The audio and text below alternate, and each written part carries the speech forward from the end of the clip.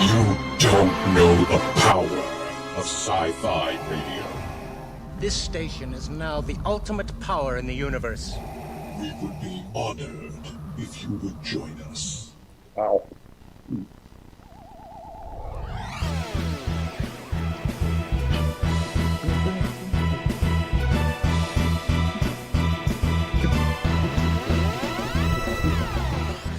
The beatboxing of Jeff can mean only one thing. It's another Thursday night, and we are back with Docking Bay 94 after being awake for a week.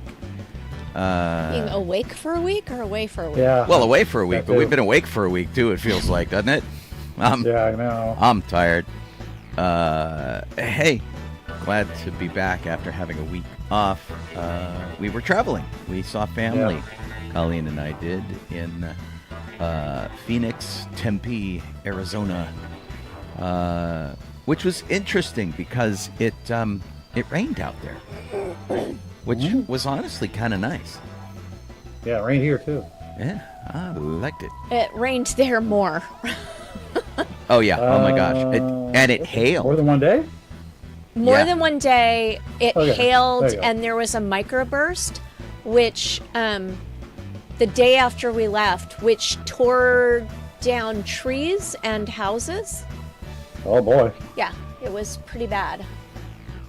I'm Damn. sorry, it didn't tear the houses down. It tore the roofs off the houses, and one house had like the roof and the side of the house was torn apart. Oh. And it Yeah. took some trees down. That Yeah, was so the Interesting. trees at the beginning. Yeah, it was nuts. Yeah. Oh, let's see here. Run our theme down a little bit. There we go. Yeah, it was definitely an interesting experience for us over in Phoenix because usually while we're there, we're just hanging out in the heat, and it'll get, and it still got hot. Like, the inside of my car was like 100, I imagine. 110 degrees. Oh boy. But the rain was nice, and our friends Andy and Buffy got hit by Okay. hail, giant bits of hail that were like 3 inches across, and but not, interestingly, not the golf ball kind of hail where everybody's like golf ball size hail, and it's a big white Yeah. lump of ice. Wow. These were like snowflakes on steroids. They were very pretty ice crystals. Oh. Yeah, it was nuts. So, but of course, dented the Right. crud out of their car. I feel lucky Yeah, I that bet. we escaped that because the roof of my car is all glass. Okay. It would have been bad, been really, really bad. Dang. So, That's so fun. Yeah. cool. Hey, Looking. let's see. Talon Thorns checked in. The Lady A's checked in. Boba-Kit says hi to y'all. Why is it starting our theme again? And Sam Neville mentions that it is John Bryson's birthday today. Oh. So happy birthday to John. I think they're in Canada. Awesome. Are they? John and Kelly. Oh, Yeah. wow. I saw that they were waiting for a ferry. Nice. No, they went to Seattle, didn't they? Yeah. Yeah, they were visiting Sam and Debbie. Right. But I think they are now moving on to Canada. Oh, okay. Maybe I'm wrong. Oh, I don't know. I will look. hey, maybe. But we Anyway. won't have Kelly today because Right. they are in Victoria, British Columbia. Hey, there you go. Pretty place, for sure. Oh, okay. Nice. All right. Oh boy. Anyway, I hope you guys enjoyed a week off. I got all sorts of notes going, where are you guys? I'll take, yeah. Because we weren't on. But that's okay. It makes us feel loved, to be sure. Yeah. Yeah. For sure, dude. For sure. Yeah, it was cool. Yeah, it did. Close. Gosh, Sorry. but we Like- did so much. A lot of stuff. Lots Yeah, and lots so, of stuff. I don't know. Who wants to start? I mean, me? You? Jeff and I did a thing called Tustin Tiller Days. Yeah. With the Ghostbusters, and it's kind of, I'm not entirely sure what the whole theme is beyond carnival. Pretty much, yeah. It's I think it's historic, meaning because like way back when like tilling the fields, so to speak. Right. Yeah. And it was like agriculture stuff, and so, yay, we're celebrating tractors, which wouldn't be the first time I'd celebrated tractors at an event. Yeah. But there was a parade that was then followed by a carnival. And Orange County Ghostbusters stepped up for the parade, and then we went and set up our own booth and display, kind of hung out, wandered the convention. I guess it was in conjunction with the Lions Club, primarily, who set it all up. And I will say, bits of it were strange in connection to the events that we usually do. Like, especially the parade. The parade... we have been to a lot of parades where when you go into the parade, very frequently the entries in the parade have all been judged before the parade happens. Or sometimes they'll even shunt you out of the main parade thing. You perform for the judges, and then you get back into the parade and do your thing. So in this case, they were judging all of the entries as they passed the review stand. Yes. Which basically meant every entry in the parade, and we were entry like 49, okay? Yeah. They would get to the review stand, stop, Yeah. do whatever they were going to do, and then go. So basically the entire parade, we walked 20 feet, we stopped, we waited, then we walked 20 feet, and we stopped, and we waited. The band that was in front of us, like this high school band, played one song the whole time of the parade, and it was only for the judges. Yeah. As opposed to like playing music for the whole parade, because they couldn't play and then stop every 20 feet. It was weird. So bizarre. So, not a fan, I'll say. I'm not a fan of that. That was a little weird. Man. So I was like, oh, we're stopping again. Oh, okay. There we go. It was nuts. And again. And again. So it took us forever to get through the parade. The carnival was just fine. We set up our little area. We got to see some people like Tom that we don't get to see very often because he's not local anymore, and that was terrific. I would have loved to have gone to dinner with him, but they were going to a place I didn't want to go, and then they went to a place I did want to go. But it's like, I don't know what happened in the interim, man. Right, and it was like, wait a minute. But anyway, it was really good to see him. Some of the other police, we met Teto's girlfriend, which was good. She went from being a mysterious, fake kind of girlfriend from another country to actually being a real person. That was nice. Because it's like someone talking about their girlfriend in Canada that you never see. And we're like, oh, sure, yeah, you have a girlfriend. Uh-huh. Oh, yeah. And then she actually showed up, and she was just... There were 3 dances that were the most advanced ones that I thought I was going to sit out. And I ended up sitting out one of them. And then... And actually, I think there were 2 dances. And then the other one that I was going to sit out, one of the people from my class said, oh, you know this, and come on and dance. And I said, okay. And I did fine. And there was one of the... I said there were 3 really hard ones. One of them I knew that I had down really well. And the person who was standing next to me when we were all looking for partners, and I asked her if she wanted to dance, was actually an instructor. And she gave me kind of a, you're not going to be, you actually know this dance, don't you?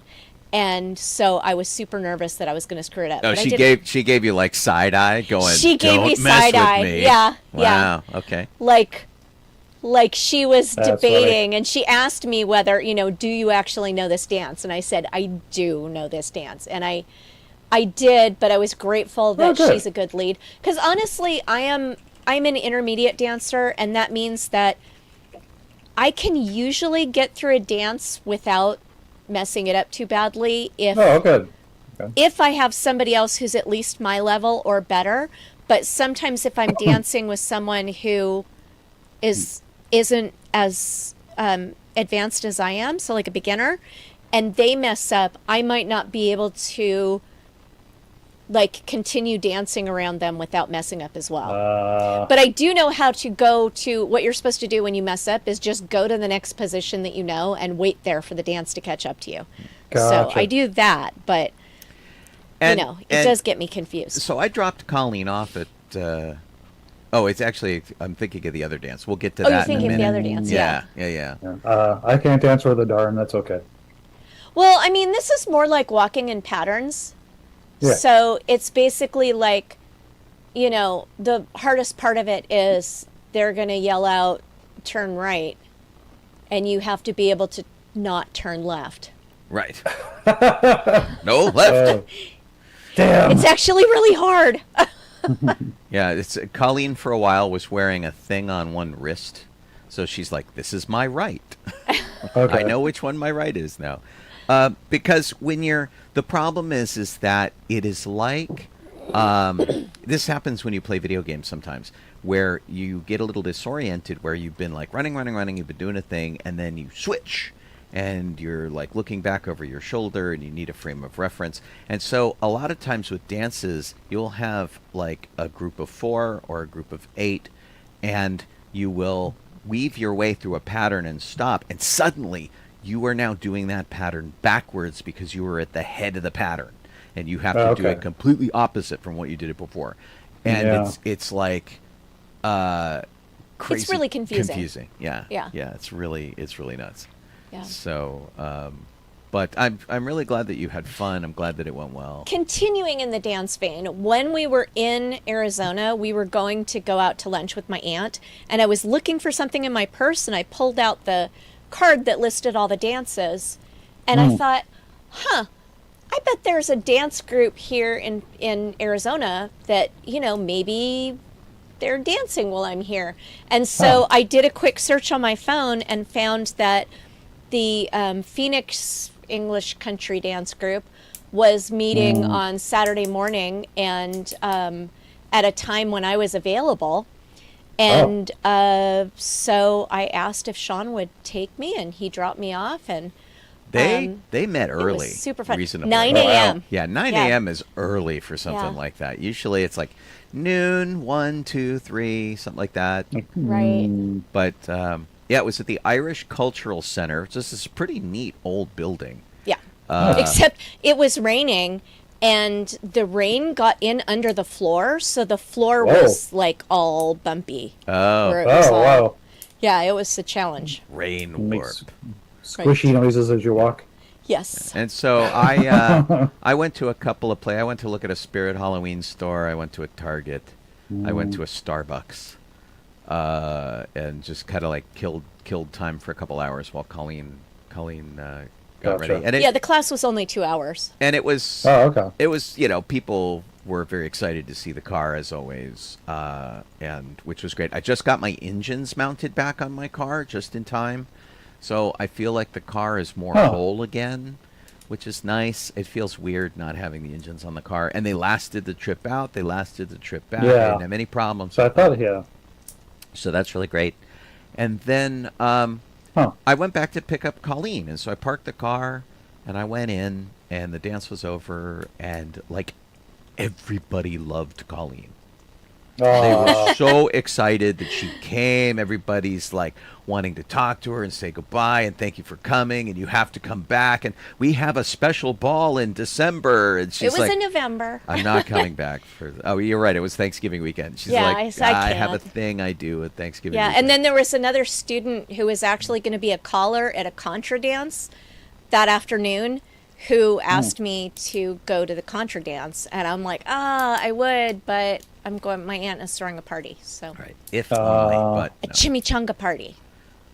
Right. Oh, wait a minute. What? There were chimichangas. Yes, my aunt specializes in chimichangas, so we had a chimichanga party. And no Deadpool. Oh, dang. Yeah, What? Deadpool loves chimichangas. Oh well, he'd Yeah. like my He aunt would have then. enjoyed this event. Yeah. And unicorns.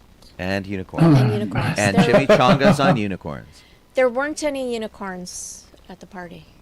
Oh, No, man. there were not. Just us, because we're not there very often. Okay. Did we say hi to Vicky and Mela? Nope. I don't know. I don't think we did yet. Hi. Hey, Mela. And Lori, if we didn't say hi to Lori. Yep. Mr. Matt. We got him already. Here. Vicky's there. And just so you know, so I've checked all the speeds for And Dawn, too. everything. We seem to be running a little slow on Twitch for some reason. Yeah. Our speeds here in the house are at half of what they normally are, which basically means our download is 150 and our upload is about 10 instead of 20.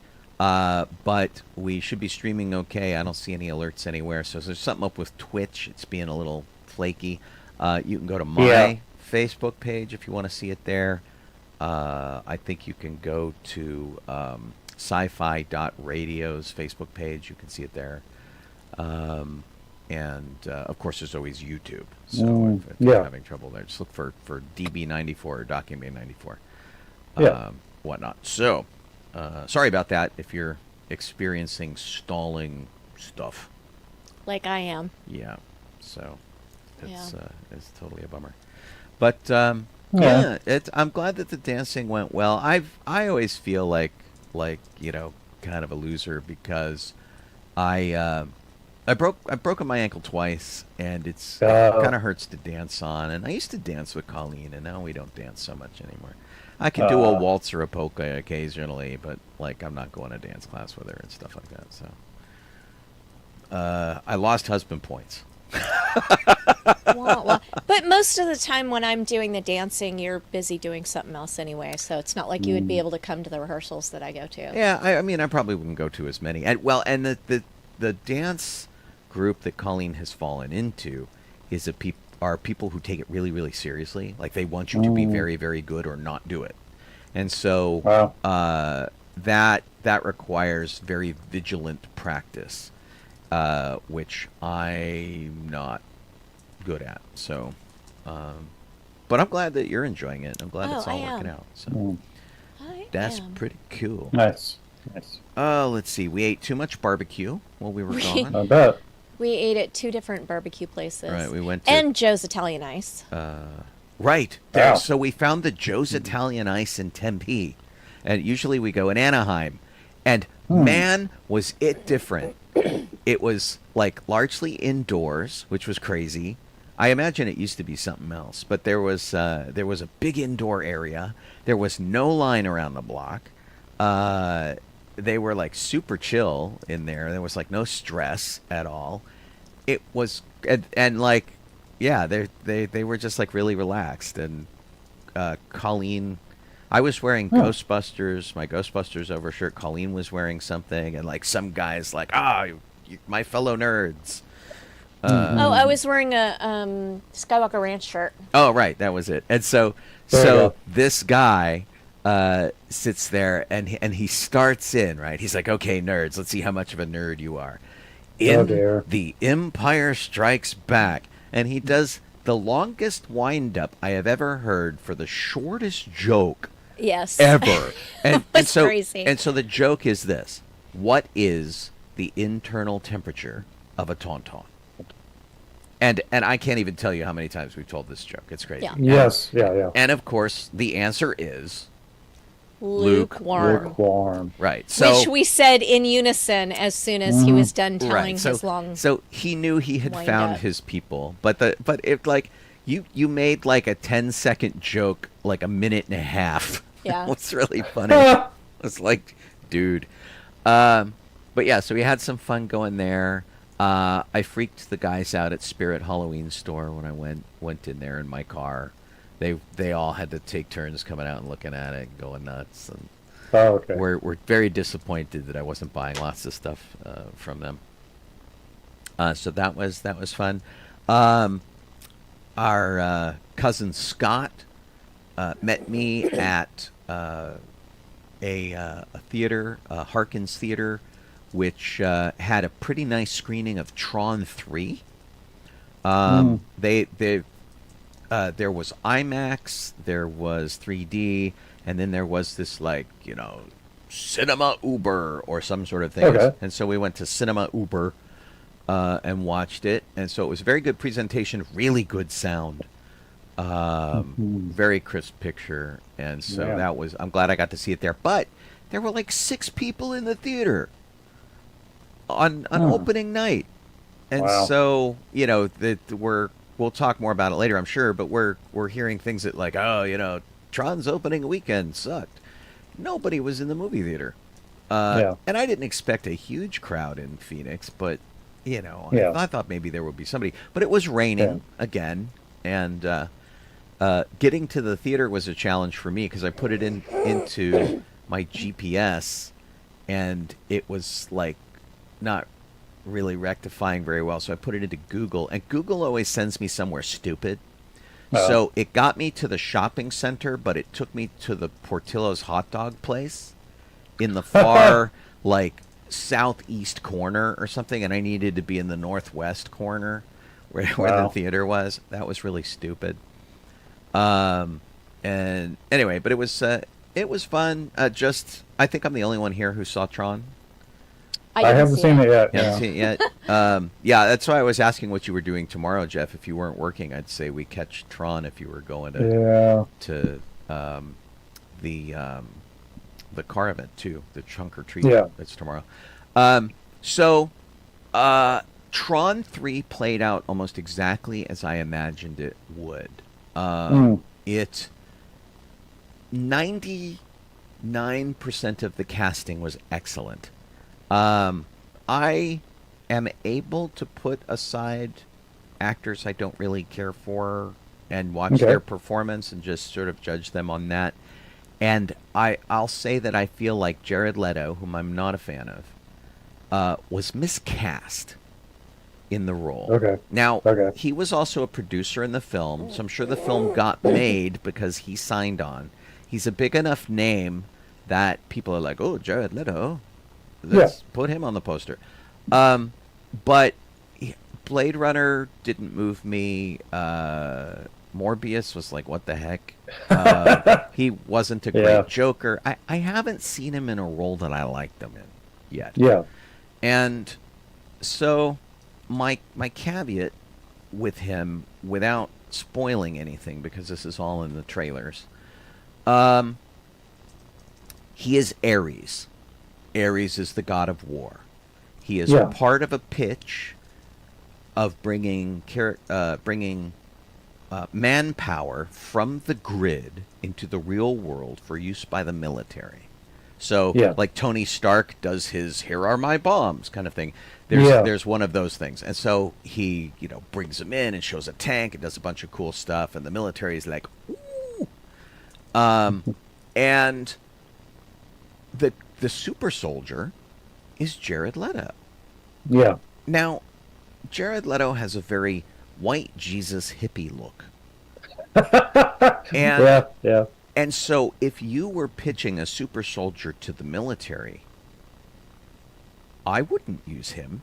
I would use somebody with a chiseled jaw, you know, maybe somebody really kind of buff. You don't have to go full toxic masculinity, but how about a recruiting poster? You ever look at a Marine recruiting poster? Chiseled jaw, clean shaven, you know, incredible posture, and you know, it's the thing that makes you want to be that guy, right? You're like, oh my God, I could totally be that in an alternate universe. And so I thought Jared Leto was really miscast because he wouldn't be the guy that I would put forward to the military. Oh, hey, here's a long, stringy-haired, pasty white dude with a beard. But hey, he's your super soldier of the future. And it's like, ugh. I mean, you know, go back to the original Tron film and look at Bruce Boxleitner. That would be good, right? Why didn't we have, like, because they're a program, they can make him look like anything. Why didn't we have them make a program that looks like Bruce Boxleitner? And go, this is your super soldier. I'd have bought that in a heartbeat. And it would have been nice to see Bruce Boxleitner back. So, Yeah, it was weird. So that's my main gripe against the movie. I leave it to you to see it. I will say see it in a big theater. It was really amazing. And I am a gigantic fan of any movie that takes their fantasy element and brings it into my real world area. So, like, if volcanoes are spilling lava down Los Angeles through Hollywood or something, or dinosaurs are running around San Diego, or aliens are blowing up downtown LA or the White House or whatever. I love that stuff. I eat that stuff up, and that's most of Tron. That's most of what Tron was. And I have more. I have more things to say about it, but I don't want to spoil anything. We'll talk about it in a couple of weeks. Okay. Man. Hi Eric, and thank you for subscribing again. Woo! Yeah. Okay, there we go. It looks good. I mean, it looks decent enough for me. I mean, like I said, I'm with you on the Jared Leto part, but as long as it's not it doesn't detract too much from the film, it's bound to be decent enough. Yeah, it's funny. I will draw comparisons to this film and the Barbie movie. Oh, okay. Yeah. If you were making the Barbie movie from a the Tron Barbie movie? Male point of view. Yeah. Take the Barbie movie and aim it at boys. It's a little bit like that. Eve Kim is great in it, or Greta Lee. Eve Kim is her character. Greta Lee is great in it. Jeff Bridges is fun. Evan Peters does a good job. Gillian Anderson is really good.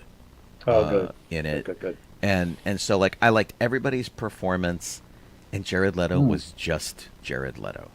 Yeah. We talk frequently on this show about how we like our actors to be just the same character all the time. In this case, it would have been better for him to not do that. Yeah. Oh well. I mean, did you see Haunted Mansion, the last one? I did. But he was, and he didn't. I don't think he detracted too much. Well, because he was under all the makeup. Yeah. And that was okay. His part was relatively small. Yeah. It looked like a hey, who's a big fan of the Haunted Mansion? Jared Leto, and he wants a part. Let's make him the Hat Ghost. I mean, he didn't have a lot of dialogue. No. It was very, very not limited. a huge amount. Yeah. So that was fine. Yeah. Okay. But the other drawback about the theater I went to didn't have any of the cool promo stuff. No cool popcorn buckets, no cool cups, no T-shirts, no posters, no nothing.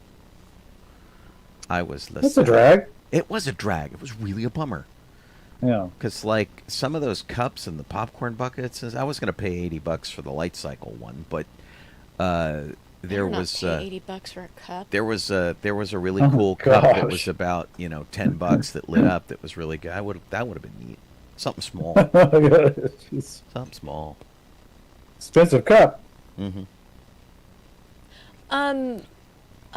We also went on Friday and saw the movie Roofman, which basically we just wanted to go to a movie with my aunt, my Aunt Eileen.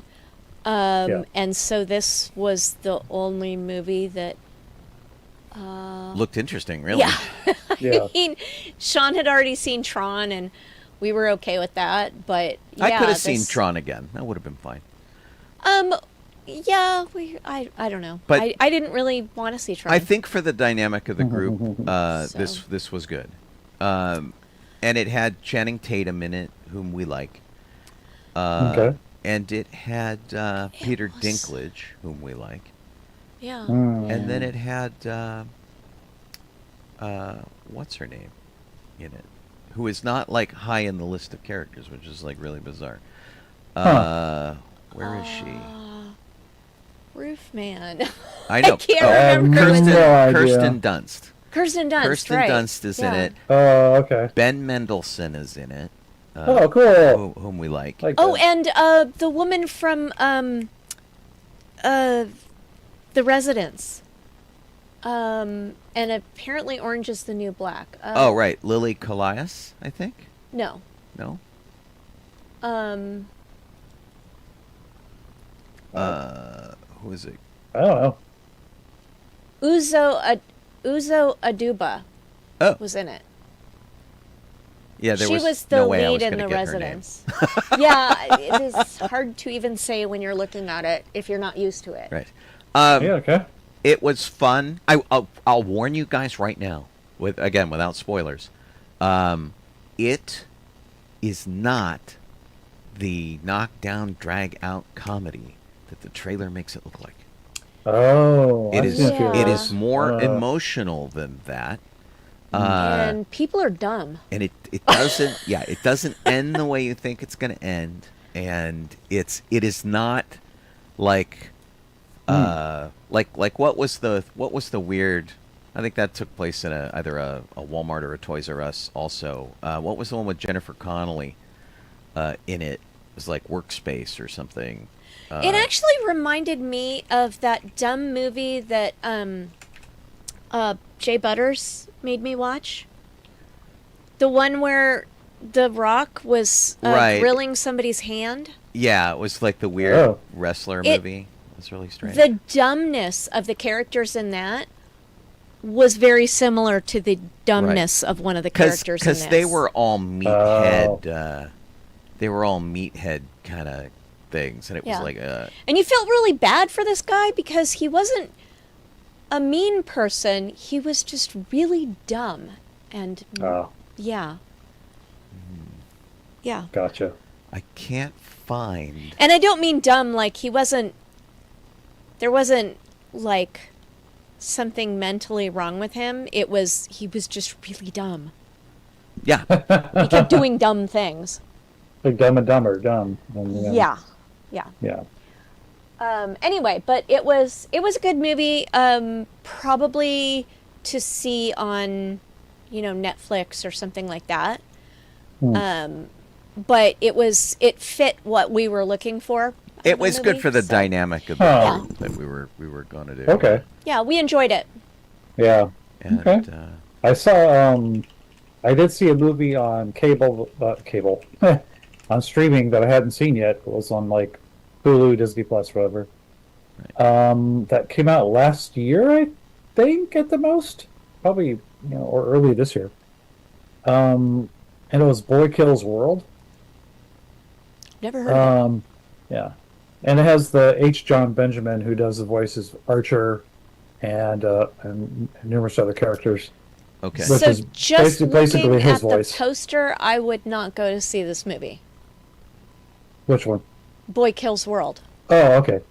It's hysterical. I mean, because he has an internal monologue that is H. John Benjamin's character, and it's and there's another character that shows up throughout the film that makes it funny because of what's happening. So it's definitely like a action gore fest like John Wick sort of situation. Right. But, That's what I got from the poster and why I wouldn't go see it. Yeah.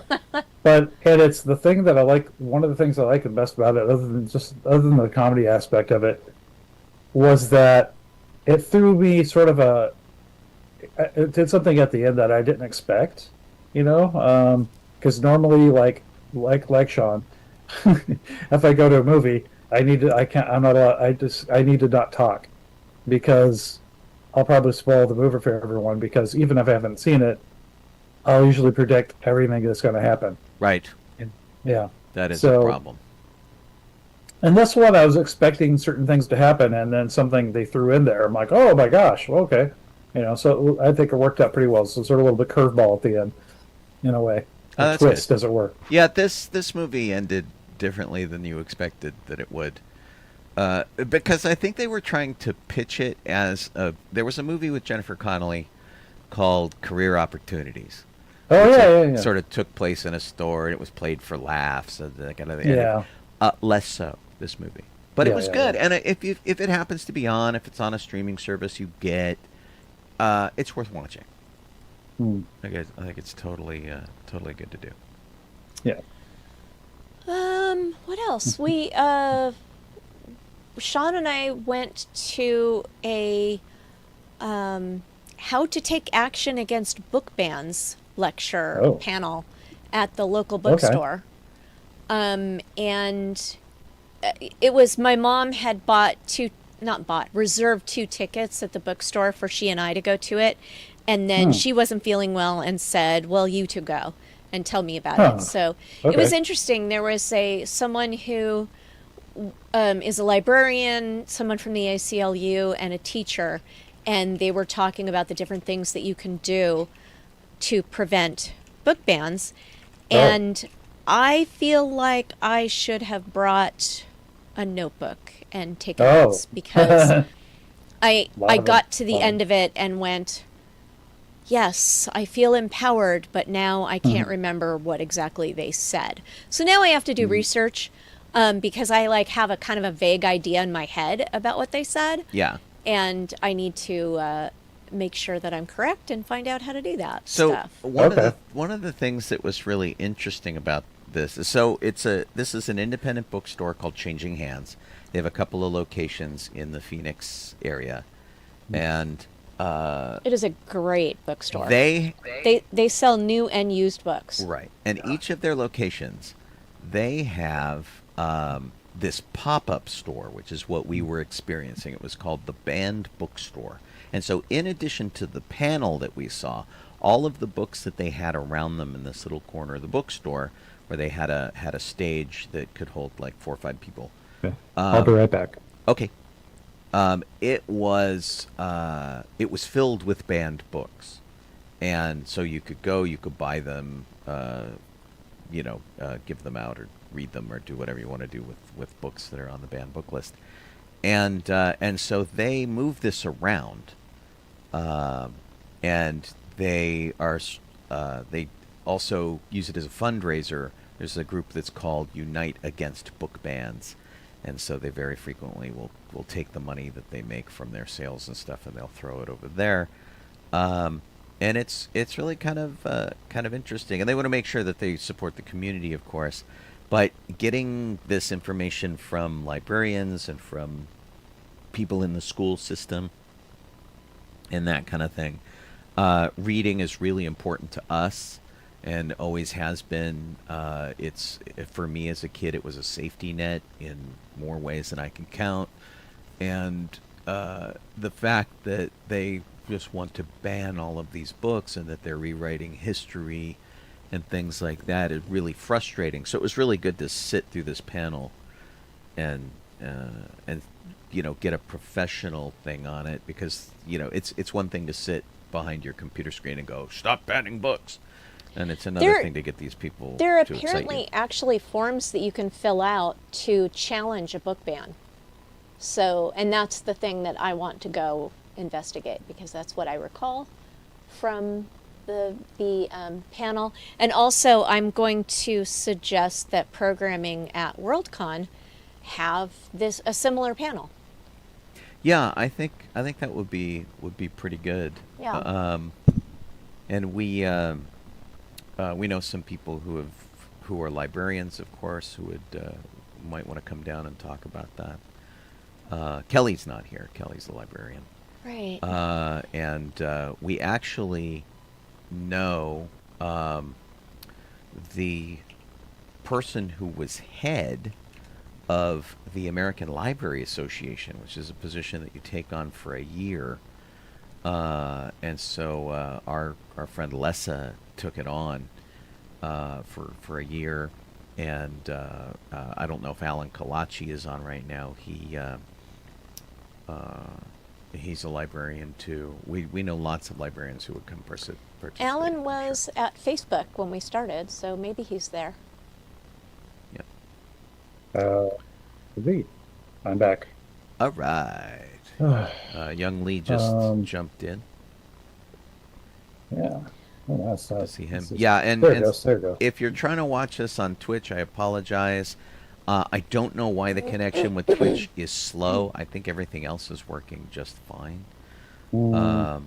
But Twitch seems to be really sluggish for some reason. Yeah, I think the YouTube there, Larry was saying YouTube was pausing a little bit too, so it could be something else. Yeah, I don't know if it's us or if it's it could be the weather for all we know. So I just want to say one more thing about our trip Sure. and our past 2 weeks. Was that we went to a restaurant for lunch one day that's called Quiches and Pies, and had Guess what they serve? They actually didn't see any pie. You could order it on the menu, but yeah, it was. It was possibly the best quiche I've ever had in my life. It was light and fluffy and just really flavorful and tasty. And you know how quiche can sometimes get a little rubbery? Yeah. Not in any way. Like, if you had never had quiche before and you ate that and somebody said, oh, quiche is rubbery, you would think they were crazy because it was so far away from that. Oh, okay. And the best one we had at the table, I tasted some of everybody's to see. And my mom had gotten blue cheese, caramelized onions, and bacon. And that was, and I actually got half of hers, and then I shared half of a caramelized leek one. Sean had quiche Lorraine, and Eileen had Southwestern, which was unusual in a quiche because it had corn, which was Weird. I very much enjoyed mine. Quiche Lorraine, of course, is like, ham and bacon, and it's a very basic quiche. But it was good. More on the savory side than sweet, which is, I think, what it needed. Very well made. Do you expect quiche to be sweet? It depends. I've had quiche that kind of leans sweet and less savory, which and I think it's people who try to like do something a little different from tradition, and they're like, oh, if I make it sweet, whatever. Yeah. But I very much enjoyed the sort of savory nature of this in the same way that I like things to be just a little burnt. It had that same kind of thing. It was really good. So yeah, definitely. Although your taste lean sweet, so it's odd that you wouldn't like something sweet. Sometimes I like to mix it up a little bit. Yeah. And do it different. And the only other thing that I did while we were in Arizona is that almost every day I walked the dogs. I don't get to do that at home. So it was very nice, except for the days that it was raining. We went either to the dog park or to take the dogs for a walk. Oh. Okay. So, yeah. It was nice. Wow. I wish I had, like, a timeshare on a dog. Probably can't do that, that'd be cool, right? Yeah. Funny. I was trying to train the dogs because they were, Poe and Strider, because they've got the idea that they should jump up on people now. No. So, and I got to train it back out of. Poe started back up again, so I have to train them both out of it again. So, yay. Yeah. Yeah, my aunt's dogs do not fail to jump up on people constantly. Yeah, they like me especially.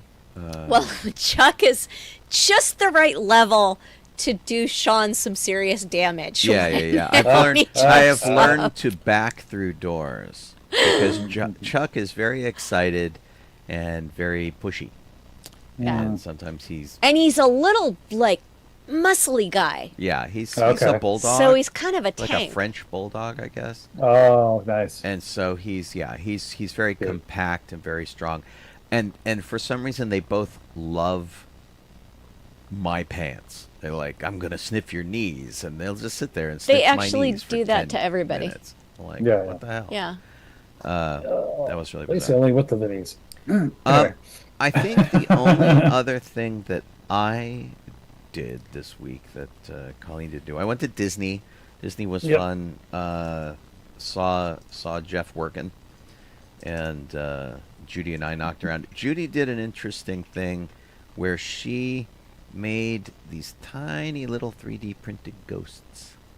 Mm-hmm. And this is the big one, and then she had one half this size and one half again the size, and so it was almost the size of a pencil eraser, and so it was very kind of cute, and she handed these out to cast members that we saw, and most of them were very excited. We put one over at Patrick Bagora's house, He's decorated for Halloween, so he's got a little jack-o'-lantern and some other stuff going on there. I assume someone from Disney did that. And so we left. I think she left 2, and I think someone took 1. But there was one down on his porch stoop that looked pretty good. And Patrick Begora, if you don't know, is the little man of Disneyland. He lives over by Indiana Jones, and is part of the deal for building Disneyland on that location was that Patrick Begora got to stay. He's a leprechaun. He got to keep his house and stay on the property. And so you can visit his house. It's between Indiana Jones and the Swiss Family Treehouse. So that was fun. And then we got stuck in line. We had the weirdest line experiences. We got stuck in line for Mr. Toad's, and so we just hung out and had a party with people because we had nowhere else to go. And then eventually they got it running. They had to take a car that broke down off the track. And so they finally did that. They got things going again, and we did the ride. And on the way out, Judy handed out more ghosts.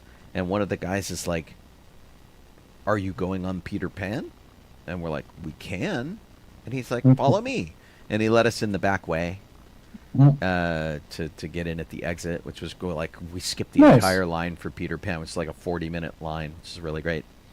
And then we went on Rise of the Resistance. And when we walked up to it, people were rushing to get into line, but the line said it was 40 minutes long. Oh. And so we thought, well, okay, maybe it's a 20-minute line. Let's go for it. So we walked into the line. We never stopped walking, and I timed it. It took us 4 minutes to get on the ride. Oh, okay. Which was great. So not 4-0, 4. And so that was great. And mostly we just spent the time like kind of walking around, and we ate. What did we eat? I don't remember what we ate. Couldn't say. Oh, we got bao over at the Tiki Terrace. Oh, okay. Because everywhere else was messed up trying to get food. So. Okay.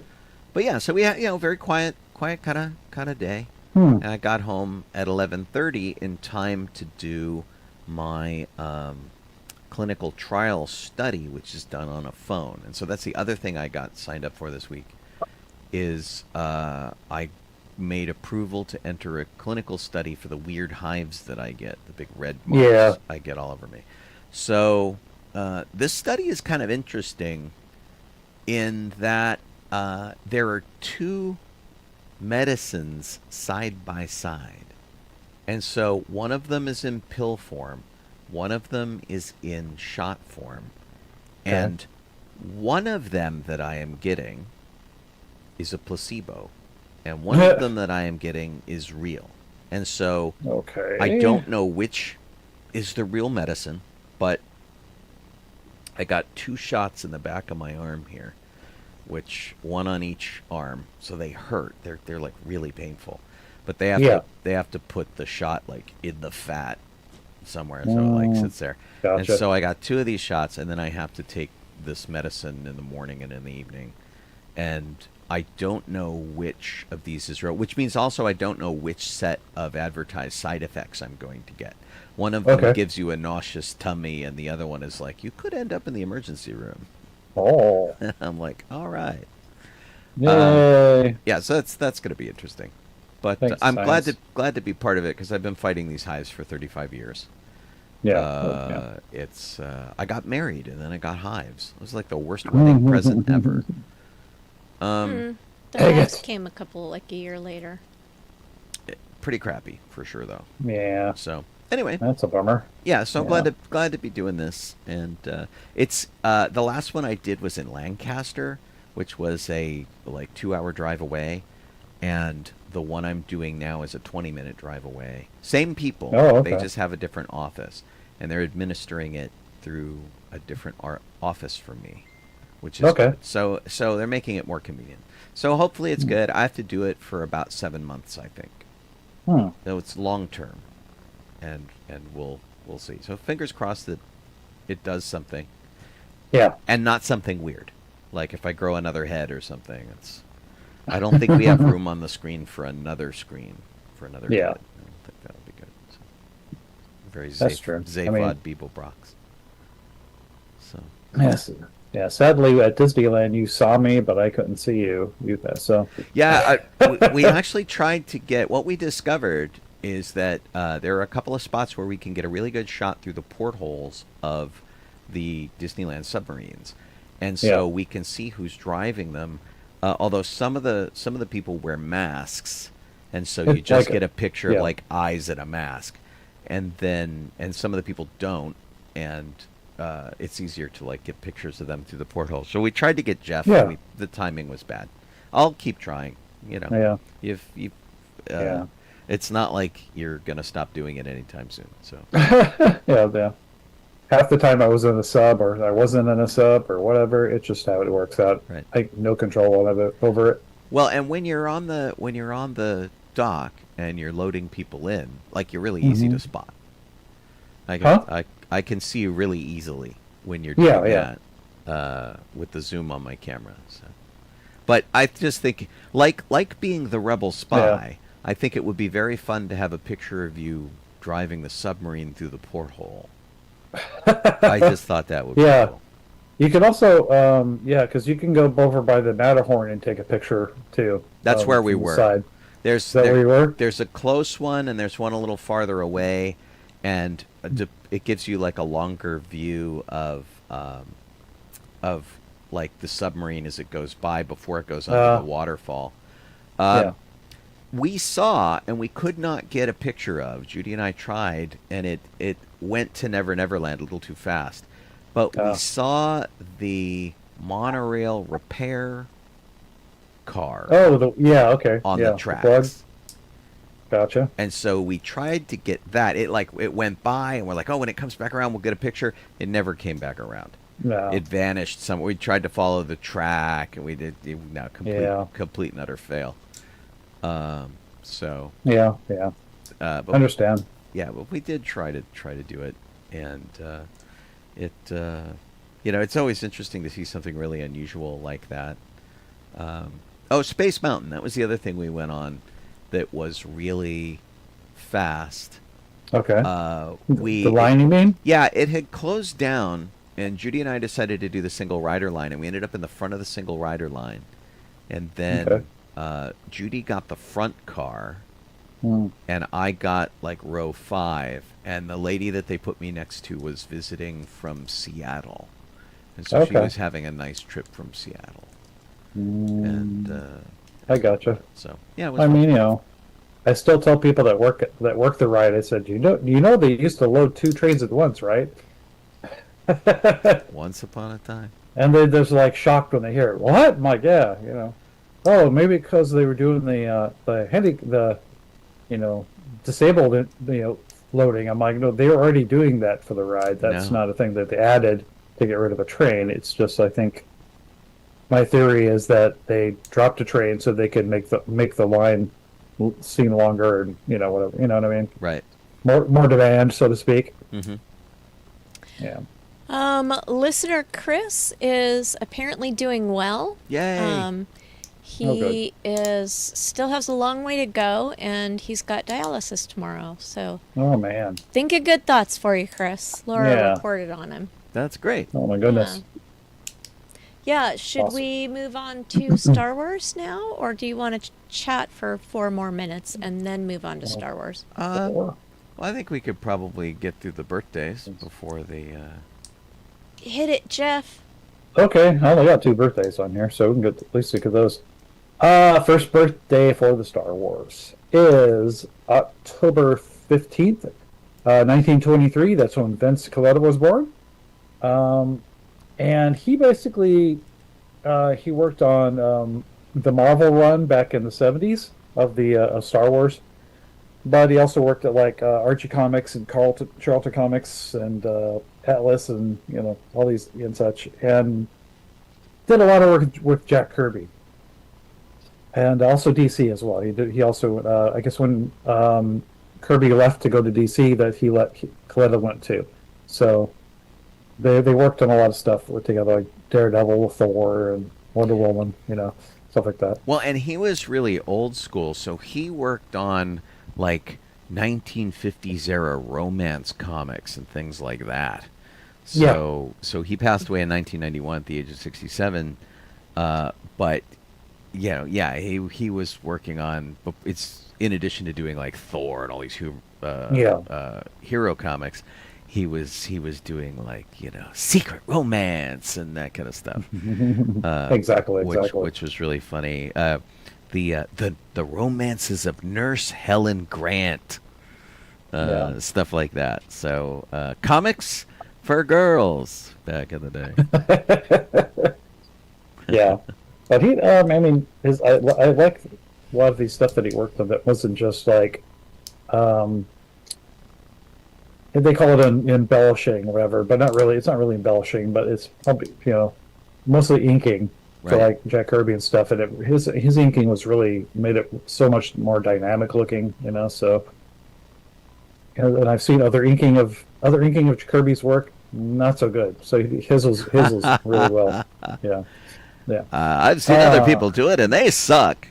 Like, there's a couple. There you go. Birthday number 2, and the last birthday, is October 16th, 1924. Alan Hume was born. He is director of photography for Return of the Jedi, but also cinematography for Octopussy, Life Force, TV movie of 20,000 Leagues. He did some really good stuff and some really awful stuff. Yeah. When did Supergirl. he pass away? Mm-hmm. 2010. Yeah. So he retired about 13 years before he passed away, and so he stopped at like Tales from the Crypt and things like that, which is really pretty funny. My sister Tessa would love this. That he was the cinematographer of The Watcher in the Woods. Really? Loves that movie. So yeah. Wow, he's got a lot of British specific credits, like Carry On, which is a series of comedy movies. So Carry On Regardless, Carry On Cruising, Carry On Cabby, that kind of thing. He did Dr. Terror's House of Horrors, which is pretty fun. And he did 28 episodes of the television series The Avengers, which was the Patrick McNee and Diana Rigg, Honor Blackman. Yeah. Super cool, super hip 60s TV show. Yeah. He did do a few 007s. So there you go. Right on. Okay. Colleen's looking at me funny. You are very red. I'm very red? Yeah. On the screen. Oh, on the screen? I'll have to take a look at it. Let me jump in here before I figure out why I'm very red. I'm also wearing a hat, which is kind of covering things up. You're listening to sci-fi.radio, sci-fi for your Wi-Fi. It is a radio station that runs 24/7. I have a morning music show called Good Morning Tatooine every morning at 9 a.m. Pacific Time, which I encourage you to join me for.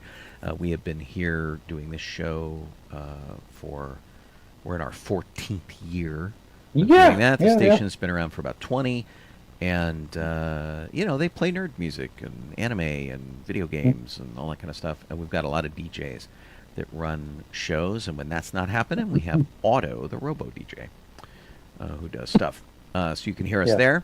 You could be watching us, albeit stutteringly apparently, on YouTube, on Facebook, or on Twitch. Just look for Docking Bay 94 and see how that goes. The numbers that I see say that we're doing just fine. So I don't know where the hang-up is. It's changed, but there is definitely a delay going on because like Lara is making comments about things I said like 10-15 minutes ago. Weird. That is weird. Yeah. But anyway, if you have liked or subscribed or done a name for those sort of things, thank you. We're very grateful to that. We're also very grateful to Kit, Boba-Kit Sovine, who does our show document with all of the stories that we toss into our chat during the week. And, of course, we've got 2 weeks' worth of that kind of stuff going on. And she also runs our social media page. So if you ever see funny stuff up on the Document94 Facebook page, probably her. I know Yes. I don't do it. I don't even think I have access to do it. So anyway, it's we're very grateful to her for doing all of that. So thanks, Kit. Yeah. Thanks, Kit. Awesome. Let's see here. Taking a look at the rest of Star Wars history. What you got, Jeff? Okay. Let's see here. Our last we have last three deals here. We have October 14th, 1997 is when basically when Lucasfilm originally had Kenner way back when, and then in '97 they signed up with Hasbro and Galoob to make toys for for the prequels. That was an interesting time, to be sure. I was working for Mattel till like 92, 93, and then Lucasfilm decided they wanted to make more Star Wars stuff, so they put out an open call to all the toy companies to present. And so I worked for Playmates, I worked for Mattel, did a whole bunch of stuff that got pitched to Lucasfilm, and inevitably they went with Kenner at the time. Eventually became Hasbro, but it was Kenner at the time, because Kenner basically had funded Skywalker Ranch. And they went, "Oh, you were good enough last time. Let's do it this time." And so they started in with new action figures that were somehow all wrong. Was that the buff guys? That was the He-Man Star Wars thing where Luke Skywalker was ripped and had like an hourglass waist and big open shirt. He's like, "I am Luke Skywalker. I am here to rescue you." It was absolutely insane. Even the stormtroopers were ripped. It was the weirdest thing. And then eventually they figured it out. Things calmed down. And of course, the 1997 was when the special editions came out. And so we started getting more normal toys that were recycling some of the special edition stuff. And then the prequel stuff, everybody looked normal. Once Kenner figured it out. So yeah, Hasbro and Galoob, man, they cashed in. And did you go to any of the toy events when they announced the prequel toy events at Toys R Us? Midnight Madness or whatever. I missed those a while ago. It was crazy. So we went. I think my buddy David went with us. Yeah. And we ended up with a wall of action figures on pegs because Toys R Us thought, and I know why they would think this, but they were wrong. They thought that Star Wars fans were going to be orderly. and what happened was it wasn't necessarily the Star Wars fans. It was the people who went, "Oh my God, Star Wars figures are back. I need to get all of them because they're going to sell for ridiculous amounts of money on the secondary and market. I'll be rich." Right. Yeah. And so there were people, and Colleen went with me to some of these. There were people walking through Toys R Us with 2 or 3 carts in tow, filled to the brim with stuff. And so I think David was with me with this one. And people are trying to get to the pegs. And I'm just getting a few. I'm not buying everything. I just want a couple. And so I'm looking through the pegs, trying to find the one. And people are forcing behind me. And I'm starting to get impaled on the action figure pegs. And I'm like, "You can't push me. You cannot push me." And I ended up yelling at these people. I'm like, "You cannot push me," because I had big metal pegs in my chest. And my arms are out on the wall trying to keep myself from getting stabbed on the action figure pegs. The toys, I talked to the Toys R Us guys. I'm like, "You have to give up on the peg idea." And they, to their credit, they brought over kids pools, the big plastic kids pools that are like 8 feet high. They put them on the floor and just started emptying boxes into them. They're like, "I don't care if your action figure card is bent or not. You can't hurt people. This is not going to happen." So they started doing that. Oh my God, it was nuts. It's absolutely insane. And for every Star Wars movie, the prequel movies, this happened. There was I remember the that for the sequels too, but not crazy like that. But it was like when we did the Target ones at Target, where people like just fill in their carts with the stuff for the sequels, and it just went to eBay. Right, and that just makes me sad, and that's the problem I have with a lot of the stuff that Disney's selling. It's all ending up on the secondary market. There's a life-size R2-D2 that you can get at Home Depot. Yeah, it's $300, and it's animated and it looks great. And if you can get your hands on one, terrific. And if you can't, they're $600, $800, $1,000 on the secondary market. Because people just see dollar signs. They're like, oh, I don't care about this. I'm just going to resell it. Cha-ching. Yeah. And it makes me sad. All of this Tron stuff that came out for the movie thing. It's like each theater, there was a popcorn bucket that was an arcade machine of Tron. And it had a little joystick. It had a screen. It lit up red. It was super cool. Each theater got like 16 of them. And most theaters sold out before the movie even came out. Dang. Because they're all on eBay, all of them, and it just makes me sad. It's like, sometimes I just want a thing to have a thing, and you can't get it. My favorite prequel toy story is when I was standing in, I believe it was Target, could have been Toys R Us, and there was a man, it was just the two of us, this man and I standing looking at the action figures. And he picked up an Amidala package and he picked up a Padme package. And said, I don't understand why they didn't even change the face on these characters. It's like they just wasting the money or not even spending money on it because all the girls look the same. I was like, seriously? Did you not see the trailer? Yeah. That was pretty funny. Didn't. Awesome. Super funny. Oh my gosh. Right. Okay. Number 2.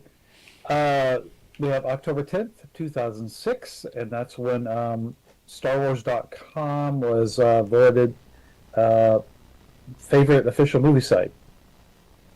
Hey, all right. Yeah. I mean, you know. So, if you've been in Star Wars fandom for as long as I have, you might have encountered somebody named Mary Franklin. And Mary Franklin ended up being part of the fan relations team. And she ended up working on the website, and she ended up working on StarWars.com because she was doing a fan site from Alaska.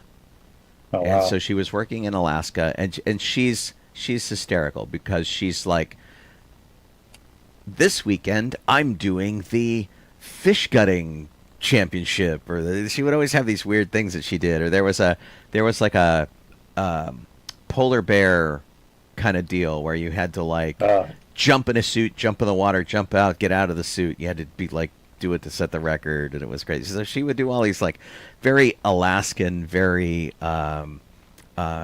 survivally wildernessy kind of things. And then she moved to San Francisco, where she was part of Steve Sansweet's team. An absolutely lovely woman, and she's last I saw she was working for Crunchyroll. But she was my main contact up there. Loved her to death, and she got her job at StarWars.com because she had been doing a fan site up in Alaska, and I think that's kind of epic. So nice. Yeah. Wow. Very cool. Our last bit of news is, or Star Wars history, I mean, is October 13th, 2014, is when they aired the pilot for Star Wars Rebels. Excellent. Nice. I liked Rebels, I think, more than Clone Wars. Yeah, I like Rebels a lot. I definitely know that I like Rebels more than Clone Wars. And you would think I would like Clone Wars more because, Obi-Wan. But I don't know what it was. It just, something about Rebels, I feel like they figured out what to do with Rebels that they hadn't figured out when they started the Clone Wars. And it just rang better with me for some reason. Although, admittedly, this might be sacrilege, not a huge Ahsoka fan. So, gotcha. Yeah. Poor shame. That's kind of nuts. Yeah. There is a Star Wars Beyond Victory launch trailer. I will show you guys this. I am a huge fan of virtual reality, and this is virtual reality. This is for MetaQuest, although we have a MetaQuest 1. We're rapidly running up to the point where it is not going to run the games that they're coming out with. They have a terrific game that is based on Galaxy's Edge. They have 3 episodes of a Vader game where you're fighting Vader, which is really cool. The Galaxy's Edge one tells a bunch of stories around Black Spire Outpost, so you don't really spend a lot of time on Black Spire Outpost, but you see the lands beyond it, which I think was very clever. And then there is this one, which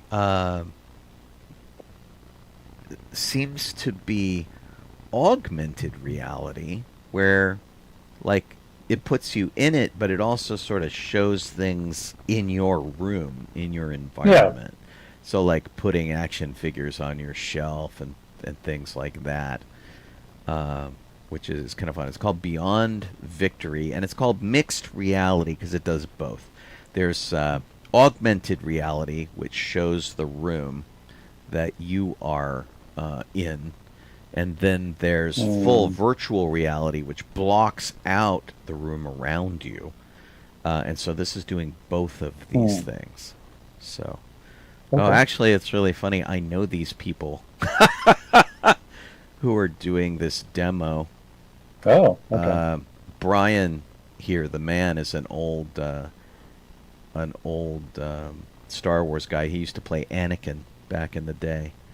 And he's running a Disney channel where he just does all Disney adventures and stuff. Oh, okay. That's pretty funny. I'm like, I think I know that dude.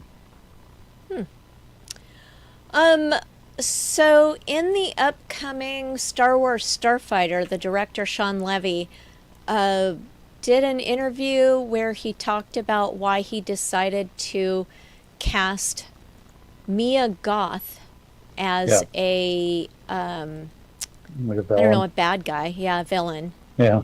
And this whole article is centered around that, and basically he says, we needed a singular actor to play a fiercely complex new character within the Star Wars galaxy. Mia is a unicorn of an actress. It's not like you could ever say, we need a Mia Goth type, because there is no type, there's just Mia. That's his explanation. Okay. So there was something in this. They were saying that this the time frame of this movie, actually, and I think it's in this article somewhere. And it's like 5 years after Rise of Skywalker. 5 years after Rise of Skywalker. So that's when it takes place. Huh. Well, she Mia Goth, who is it does say that down in the second to last paragraph. It says the film is a standalone project set 5 years after the events of episode 9. Right. Yeah. She's done a lot of really weird stuff. So she was in Lars von Trier's Nymphomaniac movie, which was really unpleasant. There was she was in Suspira from 2018. Yeah, he's in the 3X movies. So they were called, not necessarily called X, but right. She did the 2020 version of Emma with Anya Taylor-Joy. Yeah, and so she's. It just seems like a very weird. Sometimes we get articles where I feel kind of like they're not actually saying anything, and this felt very much like that. That's what it really is, to be honest. Yeah. And really the only reason I put the in there was just because of that bit in the last paragraph because they've never the 5 years. Because they've never really said when it takes place. So there you go. Snuck it in. I don't remember them ever saying it, unless someone else read it. Yeah. Right. Well, and I don't really know her very well. Okay.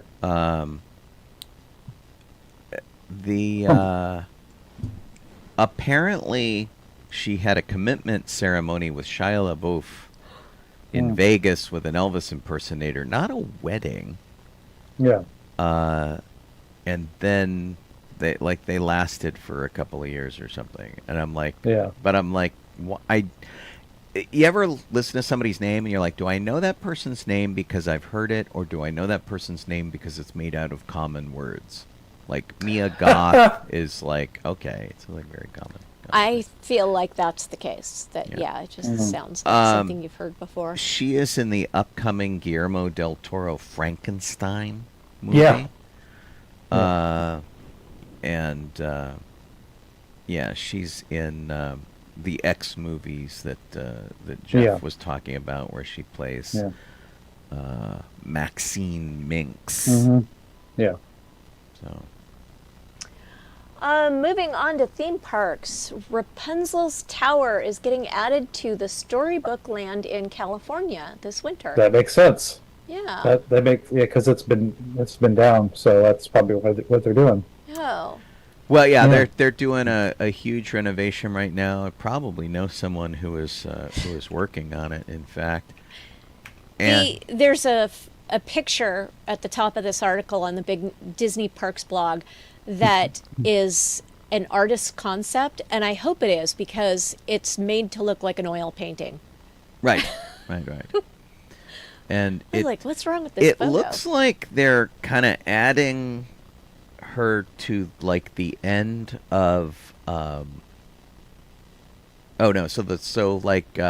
Park is in the foreground, just the very end. I guess they're adding like sort of an extra area at the bottom of the patchwork quilt where her tower is getting thrown up there. Bottom end. So like after you've passed the patchwork quilt, it's there.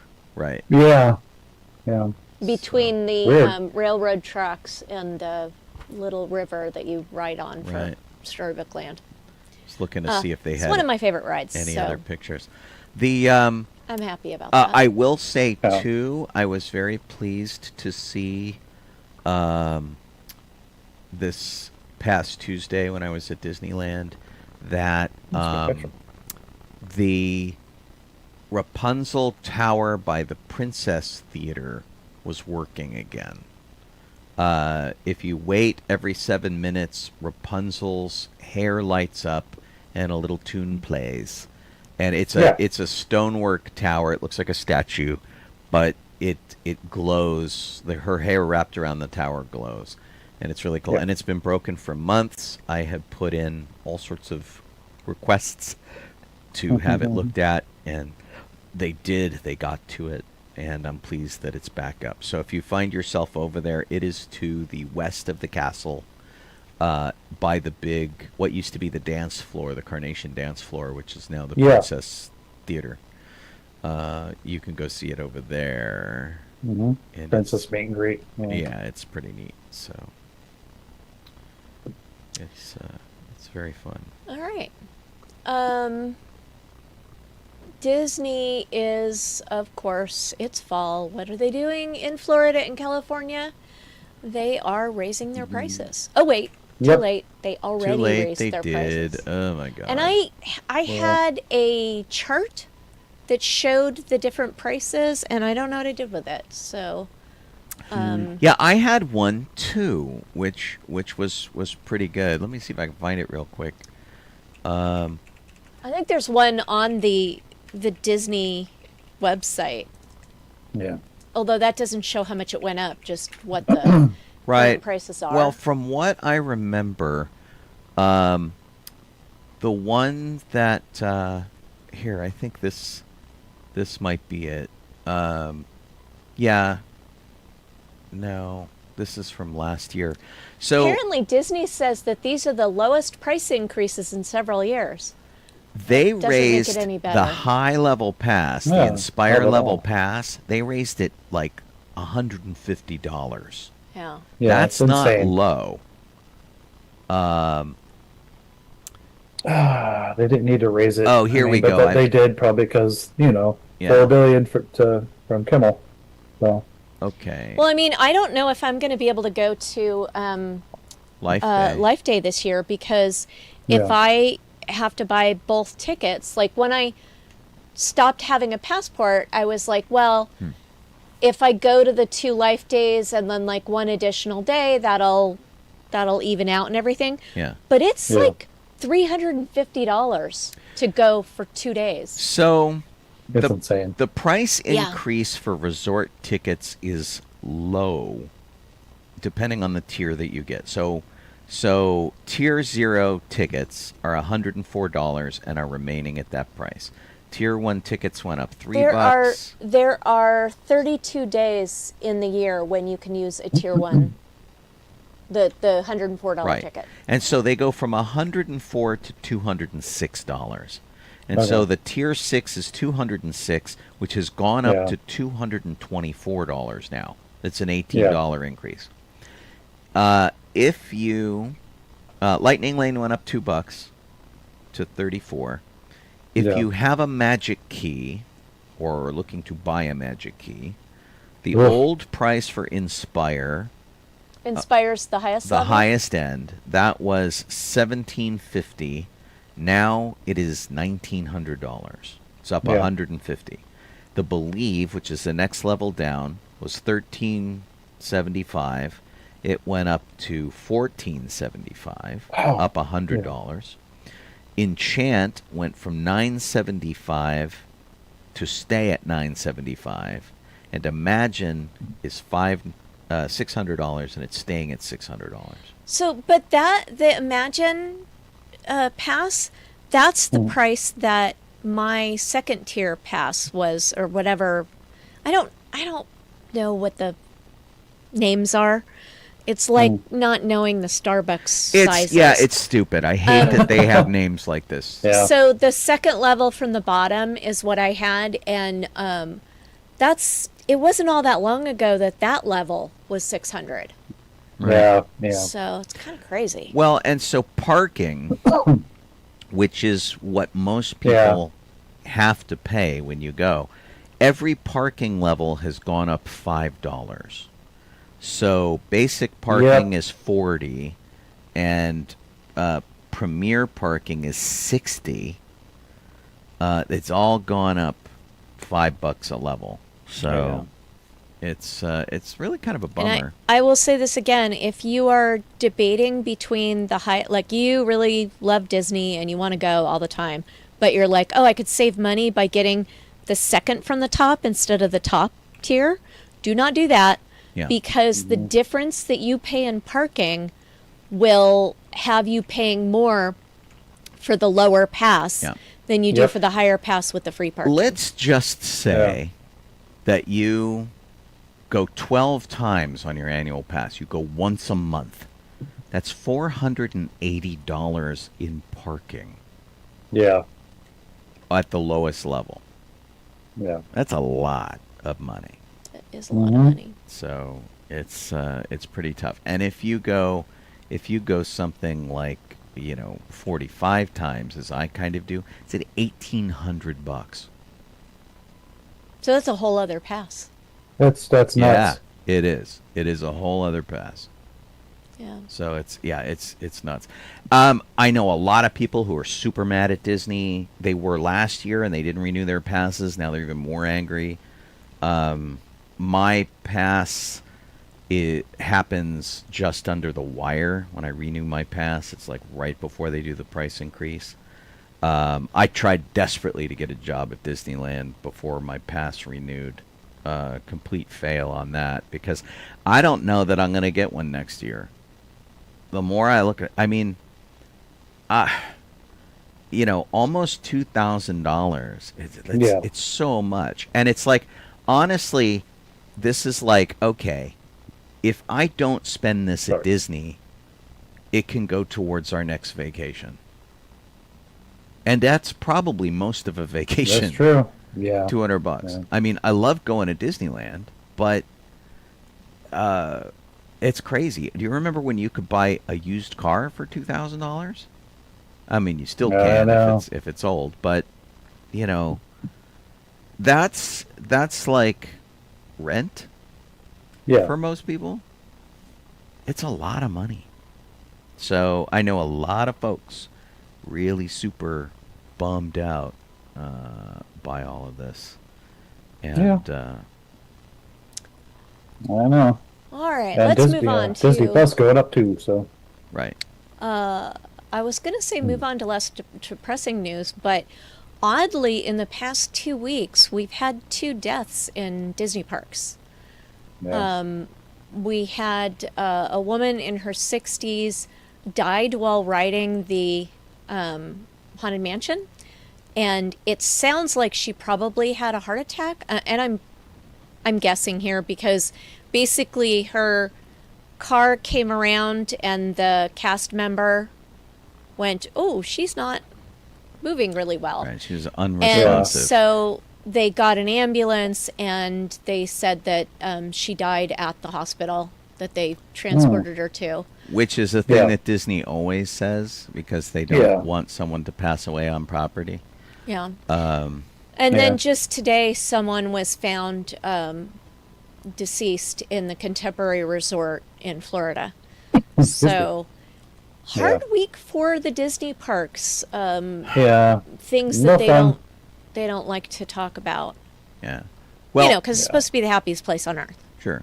Well, and we have also been having problems at Hershey Park where rides have been getting stuck and some kids have been where they're not supposed to be, and no injuries, thank goodness, but that was bad. We just had somebody die at Epic. Universal? Yeah, Universal. Yeah. Epic Universe? Epic Universe.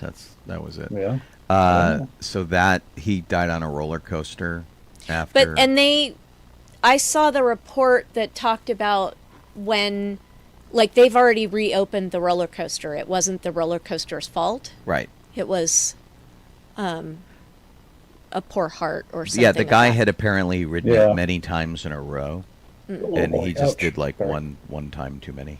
Oh yeah. Which is crazy. Yikes. But maybe he had a kidney stone. Right, maybe. Oh no. I mean, it's thankfully I don't have any heart problems.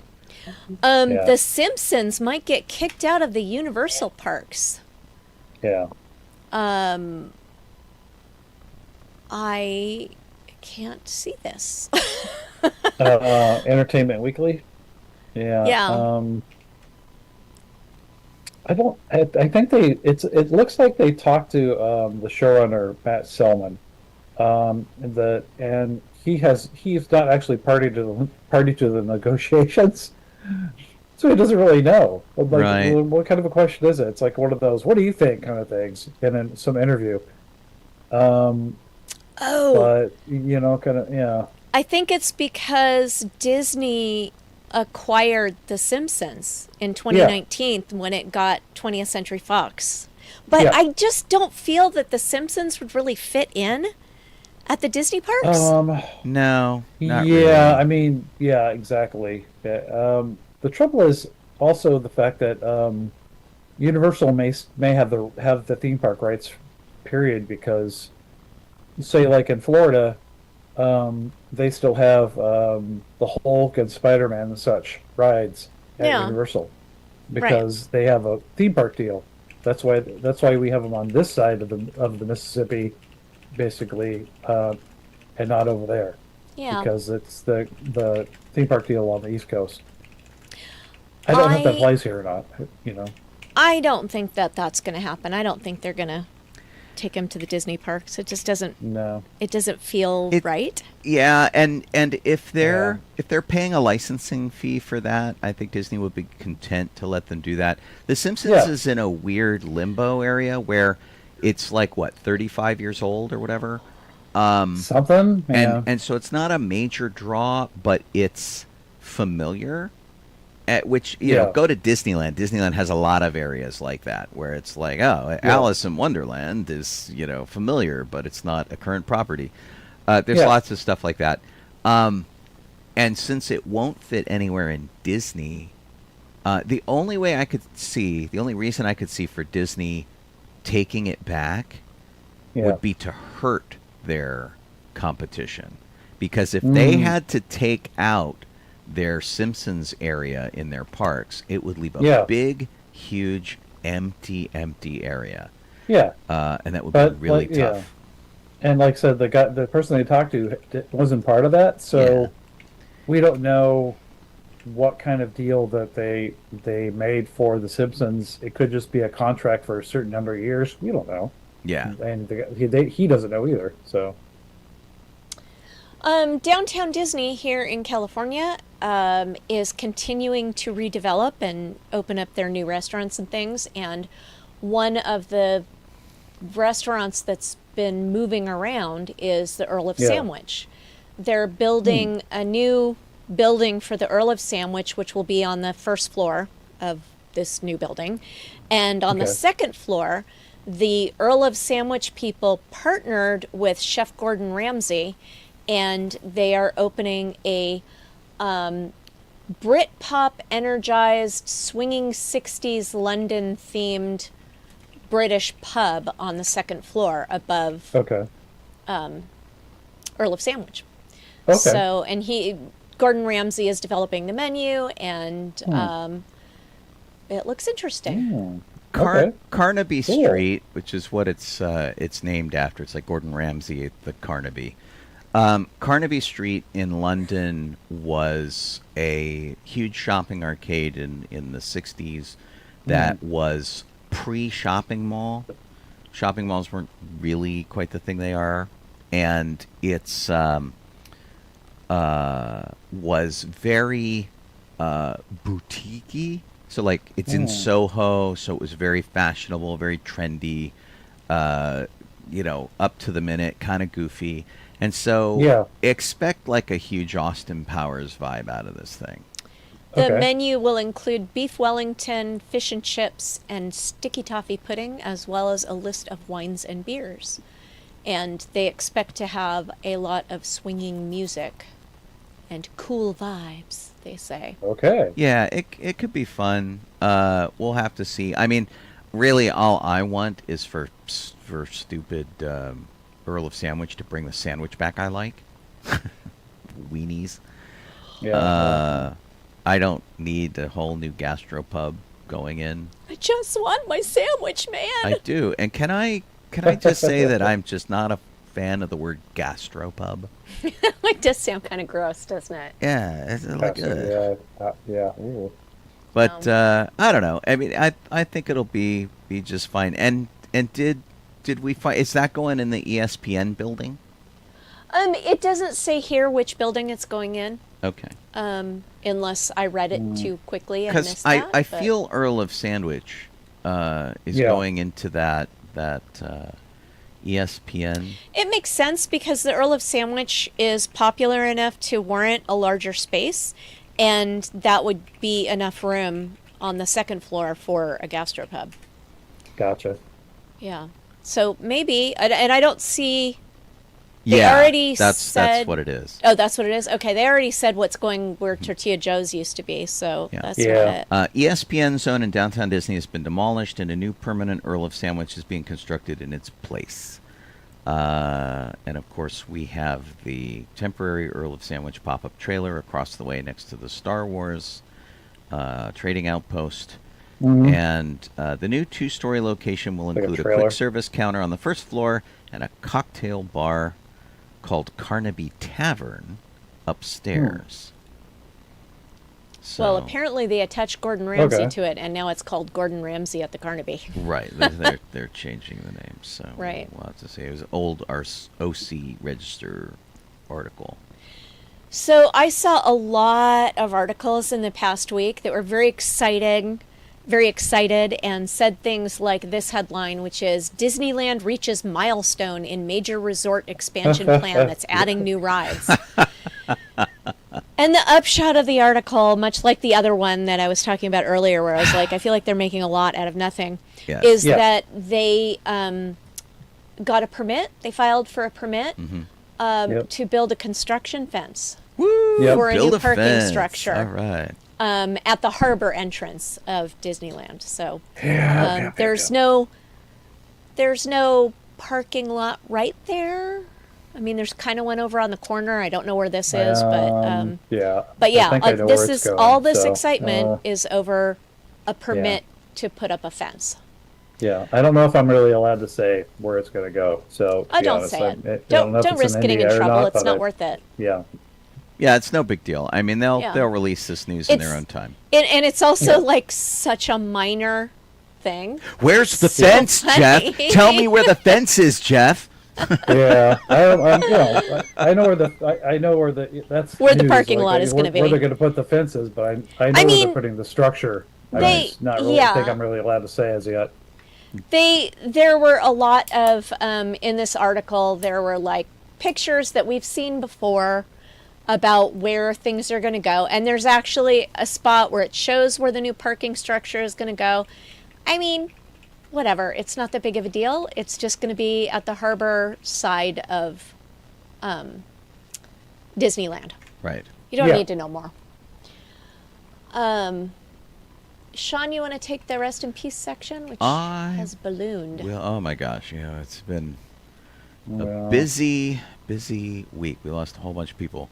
At the age of 96, we lost Patricia Routledge, probably best known for the show called Keeping Up Appearances. She played a character named Hyacinth Bucket, who insisted that her name was actually Bouquet, and basically played richer than she was.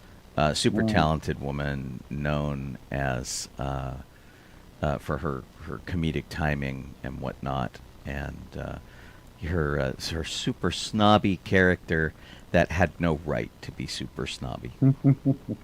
Had all sorts of really terrific fans all around the world, and a whole long career where she was really, really terrific. We have Kimberly Hebert Gregory passed away at the age of 52. Was in the television series Vice Principals. She passed away on October 3rd. She was married to Chester Gregory, actor, and had done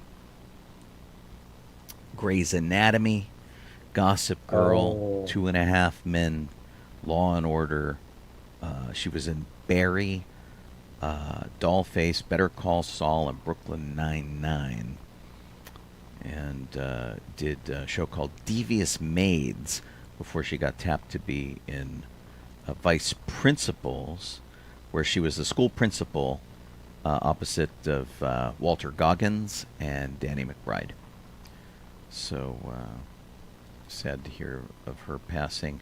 Michael Eugene Archer, better known as D'Angelo, was a Grammy Award-winning R&B singer. He passed away at the age of 51. He died after a battle with cancer, and kind of disappointing. He had kind of a low, kind of sexy, slow kind of style to his music, and he worked with all sorts of other people in the industry as well. But I mean, gosh, that's just not that old. That's crazy. Frequent Disney guest Diane Keaton passed away. Of course, she was an Oscar winner for the movie Annie Hall, which won the Oscar opposite Star Wars, by the way. You want to know why Star Wars didn't get the Best Picture Oscar? It was because they thought Annie Hall was better, and a large portion of that was Diane Keaton's charm. She largely just kind of played herself and just had fun with what she did. Opposite Woody Allen, and they were like the sort of cinematic couple to beat for quite some time, at least on screen. She was nominated for Best Actress for the film Reds, Something's Got to Give, and a movie called Marvin's Room. And of course, she sort of married into the Corleone family and The Godfather. She was in Father of the Bride with Steve Martin as the mother of the bride, and she did summer camp and Palms, a book club, and all sorts of stuff. I mentioned that she was a big Disney fan because she could frequently be seen there. And the interesting thing about Diane Keaton was that she had a family history of skin cancer. So she wore high-necked clothes and big hats and things like that made her a fashion icon. People used to copy her all the time. In the Annie Hall film, she wore a lot of male-style clothes. She wore pants. She wore a tie. Did a lot of things that kind of opened up a lot of different clothing for women to take that on, because she became this fashion icon, which was pretty amazing. And so she would show up at Disneyland with big hats and a scarf around her neck, easily identifiable, lovely to talk to. One of those great people that you could just have a conversation with about your day, not go, hey, you're a big star, you're whatever. And in fact, I first saw her. She adopted 2 kids. And I saw her. She had taken her son, I think, to a car show that we had done in Duarte for the Route 66 thing. She came over to talk Star Wars cars, and she was lovely. And so being able to run into her at DCA or Disneyland from time to time was great. I did see her cause of death today or yesterday was pneumonia. Pneumonia, yeah. Which was really unfortunate. We lost Susan Stamberg, who was an early NPR staffer who became a news anchor for National Public Radio, and in fact the first U.S. woman to anchor a nightly national news program. She passed away at the age of 87, and she was frequently heard on All Things Considered, where Scott Simon, who's a longtime NPR host, said she was the first real human being to host a regular evening newscast. Apparently, she would sit behind the microphone and knit while she was doing her news stories. She is, of course, in the National Radio Hall of Fame, the Hollywood Walk of Fame. She officially retired in September.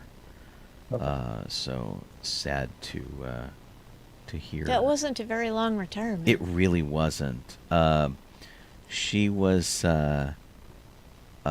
She worked alongside Linda Wertheimer, who was another newswoman there, and she says. Linda Wertheimer says, Susan and I disagreed about politics. That is to say, I thought it was fantastically interesting. All I wanted to do was cover politics. She thought it was the most boring thing imaginable. She couldn't think why anyone would want to do that, which is pretty funny. But instead, she wanted to interview people like Dave Brubeck, which she did at her house, that kind of thing. Nice. And she used to share her cranberry sauce recipe on air every single year for Thanksgiving, although she called it cranberry relish, which annoyed people. Just today, surprisingly, at the age of 74, we lost the lead guitarist for Kiss, Ace Frehley. He was the Spaceman. Yeah, and pretty much. Which was really kind of a surprise. We just had an incident where Gene Simmons got in a car accident, and he was okay. He just said he made a dumb decision in the car, and you're just like, it's Kiss, man. Those guys are indestructible. But Ace Frehley was the space ace, and had everybody else kind of did like black makeup. He did silver, kind of stand apart. He was the lead guitarist, of course. Supremely talented. And as goofy as Kiss was, I mean, they really have a lot of musical ability in that band. And then the final one that was just a big, big deal this week. At the age of 78, artist Drew Struzan passed away. He did about 300 movie posters. He did all sorts of advertising art. I was at Disneyland on Thursday. I had to go seek out his Indiana Jones poster that he did for the Indiana Jones and the Temple of the Forbidden Eye attraction, where he himself posed for Indiana Jones, and his wife is riding in the ride attraction car at the bottom of the poster. He frequently attended conventions. He was a very quiet, self-effacing, mellow kind of dude who just wanted to create art. He studied at Art Center. Worked on early Star Wars posters when he was asked to do what they called the Star Wars circus poster, which looked like a wall with a bunch of posters tacked to it. And Drew Struzan's strength was portraiture. He could nail any actor, any public figure, get their face perfectly. And so he got called to do the Star Wars poster because he could do that, whereas the other the other artist who'd been commissioned to do it was only really good at hardware. So he did Vader, he did Stormtroopers, and the Land Speeder and stuff, while Drew Struzan did Luke and Leia and Obi-Wan and that kind of thing, which was amazing. You can go to drewstruzan.com and look at all of the things. He did everything. The Muppet movie, he did the Goonies, and when he did the Goonies, he redid the art for his poster 7 times because he wanted to make sure each kid got a focus on the poster. That's so awesome. they were all hanging from a rope, and he rotated through each of the kids. Nice. Super amazing. Of course, he was the primary artist for the Indiana Jones series. He did the reissue of the Star Wars films in 1997 with the special editions, where he created amazing poster art for that. He worked in a 1-to-1 scale. So if you ever see his movie posters framed, and I know that there are some Harry Potter ones at the Warner Brothers Museum, if you see them framed, they are exactly the size they were printed. And to